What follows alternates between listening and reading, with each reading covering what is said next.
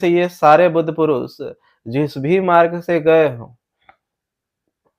क्योंकि उस साधना, उस ध्यान के अलग-अलग मार्ग हैं, अलग-अलग प्रकार के ध्यान हैं उस सत्य को जानने के, उस महासागर को जानने की, उस महासागर में उतरने की अनेकों मार्ग हैं। तो सारे बुद्ध पुरुष अलग-अलग मार्गों से जा कर के अलग-अलग यात्रा करते हैं।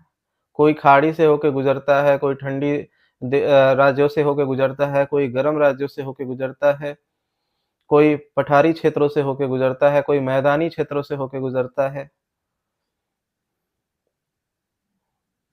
लेकिन वो गुज़रता है। कोई नदी की यात्रा छोटी है समुद्र में गिरने की, कि निकली, कुछ हज़ार किलोमीटर ही चली और वो जाकर सागर में गिर गई। कुछ ऐसी नदियाँ हैं जो हज़ारों किलोमीटर की यात्रा करके तब जाकर सागर में गिरती है। गिरती सागर में ही है।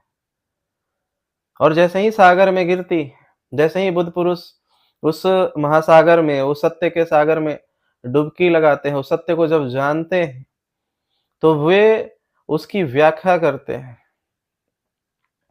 जब वो व्याख्याएँ करते हैं, तो उनके शब्दों में और भाषाओं के आधार पे वे अलग-अलग दिखते। जैसे लोगों ने एक ही महासागर के 7 नाम दिए हैं,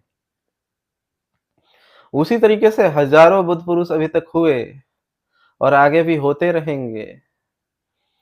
वे भी अपने-अपनी मार्ग की व्याख्याएँ करेंगे और उस सत्य तक जैसे पहुँचे हैं, उस सत्य को जो जाना है, उसको अपने आधार पे वे उसका नाम देंगे।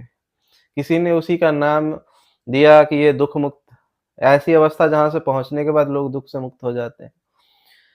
ऐसी अवस्था जहाँ पहुँचने के बाद लोग निर्वाण को प्राप्त करते हैं, मुक्ति को प्राप्त होते हैं, मोक्ष को प्राप्त होते हैं। किसी किसी ने इसी को समाधि कहा, किसी ने इसी को बुद्धत्व कहा, किसी ने इसी को तीर्थंकर कहा, किसी ने इसी को पैगंबर कहा, किसी ने इसी को परमाहंस कहा, किसी ने इसी को परमानंद की अवस्था कहा।